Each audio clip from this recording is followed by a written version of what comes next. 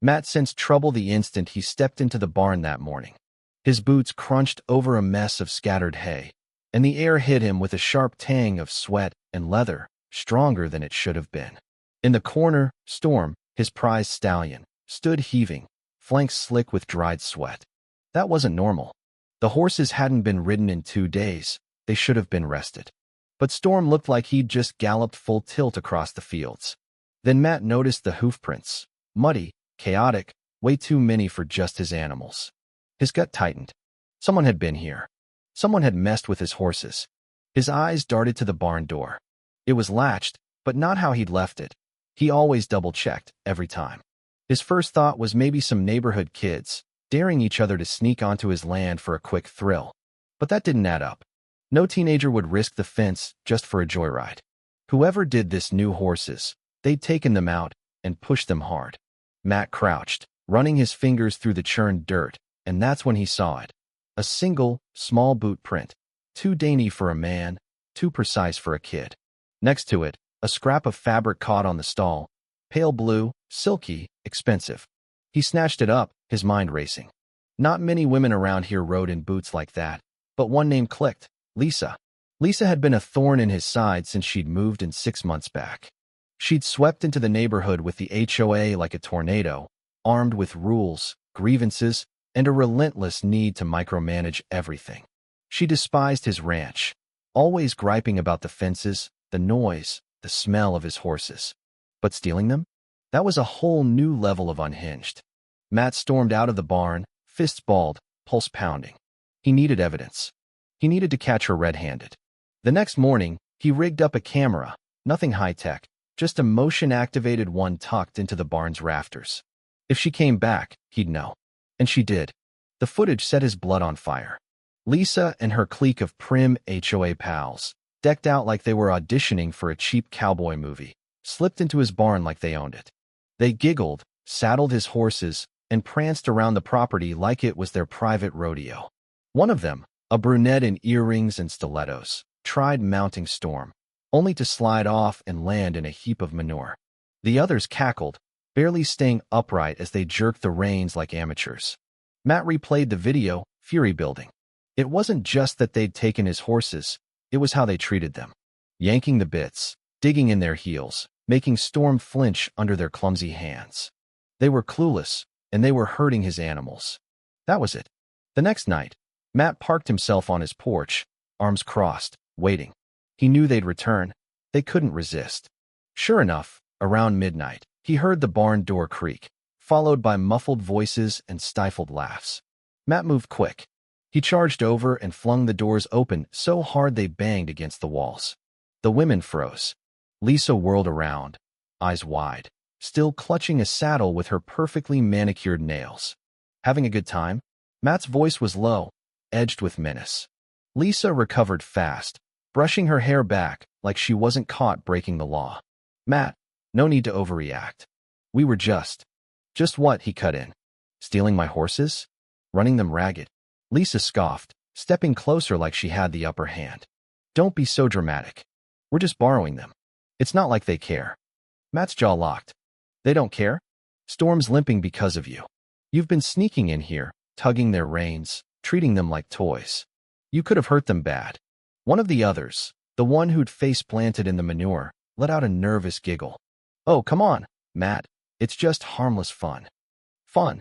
He took a step forward, looming over them. Fun is me calling the cops and letting them sort this out. Trespassing and theft aren't exactly friendly neighbor vibes. Lisa's face paled. Now hold on. Let's be reasonable. Reasonable. Matt crossed his arms. Here's reasonable. You leave now, you stay away from my horses, and you tell the HOA to keep off my land. One more footprint near my barn, and I'll press charges so fast your fancy lawyer won't have time to blink. Lisa's mask slipped, her jaw tightening. You wouldn't dare. Try me. For a tense moment, they stared each other down. Her friends shifted, clearly wishing they'd stayed home. Finally, Lisa huffed, tossing the saddle onto a rack. Fine. But you're blowing this way out of proportion, Matt. We were just. Get out, he snapped, glaring until she turned and stomped off, her posse scurrying behind her. Matt watched them go, heart still hammering. Lisa wasn't one to let things drop, and he knew this fight was far from over. Sleep barely came before the fallout hit. The next morning, as he fed Storm and the others, his phone buzzed. Wiping sweat from his brow, he checked it, a text from his neighbor, Tom. HOA meeting today? Lisa's stirring the pot. You should show. Matt cursed under his breath. Of course she was. She wouldn't take a loss lying down. She'd twist it, play the victim. He could skip it, but letting her spin the story unchecked didn't sit right.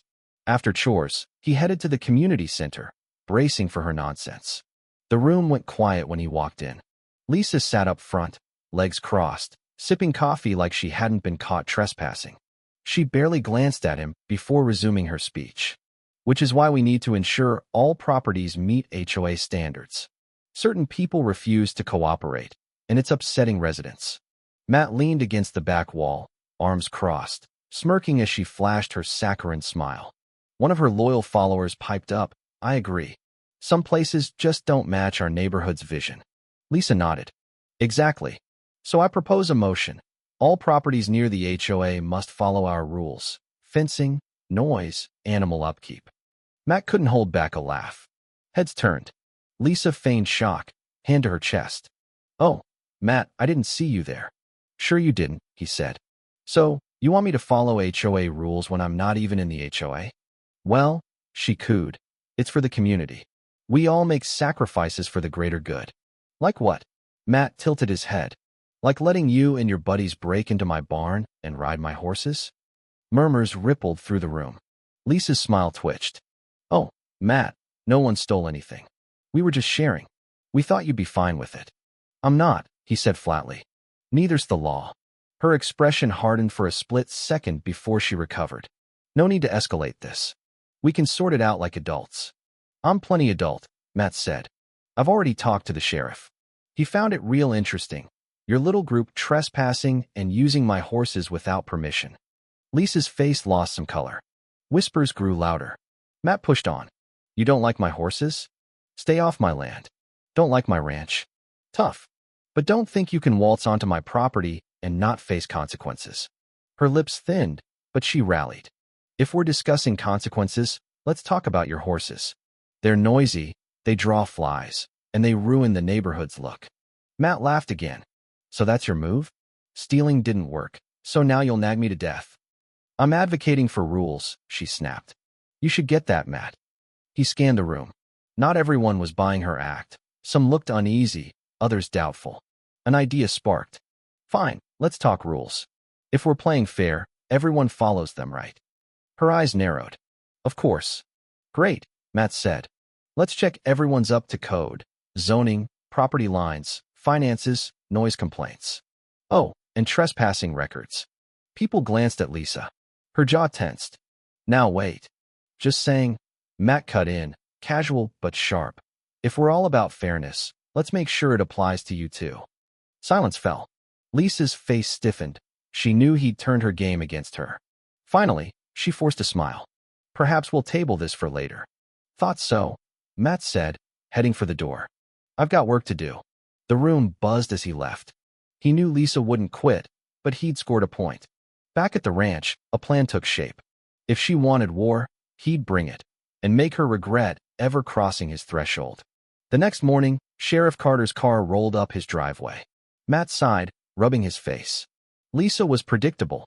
If she couldn't bully or bluff, she'd lawyer up to grind him down. Carter stepped out, adjusting his hat. Morning, Matt. Got a minute? Let me guess, Matt said, arms crossed. Lisa filed a complaint. Carter chuckled wearily. Yep. Says your horses are a nuisance and you're making the neighborhood hostile. Hostile? Matt snorted. She broke into my barn and stole my horses. I know, Carter said. We've got the video. She's got no ground to stand on. But you know these HOA folks. Rules are for everyone else. She's got a lawyer claiming it was a misunderstanding, that you never said they couldn't use the horses. Matt's jaw clenched. Letting her slink away with a wrist slap wasn't an option. She'd just come back swinging. All right, he said, a slow grin forming. Let's beat her at her own game. Carter raised an eyebrow. That grin's trouble. Just watch, Matt said. By morning, he was in motion. If Lisa loved HOA rules, he'd bury her in them. He filed complaints, trespassing, theft, animal endangerment, everything he could pin on her legally. Then he tipped off a local news station. Nothing spooked an HOA dictator like a spotlight. By noon, reporters were hooked, loving the tale of an HOA president caught horse thieving. The footage sealed it. Soon, the story spread, and the neighborhood was abuzz. Lisa showed up that evening, fuming. "You sicked the media on me," she shrieked, face flushed. Matt leaned on his fence, chewing a straw. "Did I? Or did they just love entitled HOA president caught trespassing and riding horses illegally?" "You don't know who you're dealing with," she hissed. "Funny," Matt said. "I was going to say the same." Before she could retort, Carter's car pulled up, flanked by 2 deputies. One held a clipboard. "Lisa Bennett?" he asked. Her face twitched. "Yes." "Citation for trespassing and theft," the deputy said, handing her papers. "Court's next month." "This is harassment," she snapped, snatching them. Carter shrugged. "No, ma'am. Consequences." Lisa stormed off, heels clicking furiously. Matt watched, satisfaction settling in. But he wasn't done. At the next HOA meeting, the room was packed. Word of the scandal had spread. Lisa tried to spin it. "This is all overblown," she said, smiling tightly. "We should focus on unity." An older man stood. "Unity? You've bullied us for months. Now you want unity." Another woman added, "We're done, Lisa. You don't get to run everything." Her smile faded. "Well, I motion to remove Lisa as HOA president," someone shouted. "Seconded," another voice chimed. A vote swept through. Lisa was out. She sputtered, stunned. Losing her title hit harder than any fine. As she stormed out, Matt sat back, relieved but not finished. A week later, a new sign went up on his land. Horseback riding lessons. HOA presidents 50% off. Petty? Sure. Perfect? Absolutely. When Lisa saw it, she nearly crashed. Matt tipped his hat from the fence, grinning. She wouldn't mess with him again anytime soon.